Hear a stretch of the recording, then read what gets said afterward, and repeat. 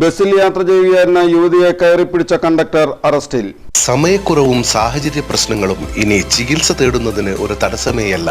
Labs MHLന്റെ എല്ലാ സ്ഥാപനങ്ങളിലും online doctor consultation ലഭ്യമാണ്. പടിഞ്ഞാറേവെമ്പലൂർ സ്വദേശി കോഴിപ്പറമ്പിൽ വീട്ടിൽ സജീവനെയാണ് തൃശൂർ റൂറൽ പോലീസ് അറസ്റ്റ് ചെയ്തത്. 16-ാം തീയതി രാവിലെ 9:30 ബസ്സിൽ യാത്ര ചെയ്യുകയായിരുന്ന 42 വയസ്സുള്ള അതിജീവിതയെ ടിക്കറ്റ് എടുക്കുന്ന സമയം ബസ്സിലെ കണ്ടക്ടറായ സജീവൻ കയ്യിൽ കയറി പിടിച്ച് മാനഹാനി വരുത്തിയ സംഭവത്തിനാണ് arrest. Sajeevan Kodungallur Mathilakam police station പരിധികളിലായി ഒരു അടിപിടി കേസിലും ഭാര്യയെ ക്രൂരതയ്ക്ക് വിധേയമാക്കിയ കേസിലും ലഹരിക്കടിമപ്പെട്ട് പൊതുജനങ്ങളെ ശല്യം ചെയ്ത 2 കേസുകളിലടക്കം 5 ക്രിമിനൽ കേസുകളിലെ പ്രതിയാണെന്ന് പോലീസ് പറഞ്ഞു.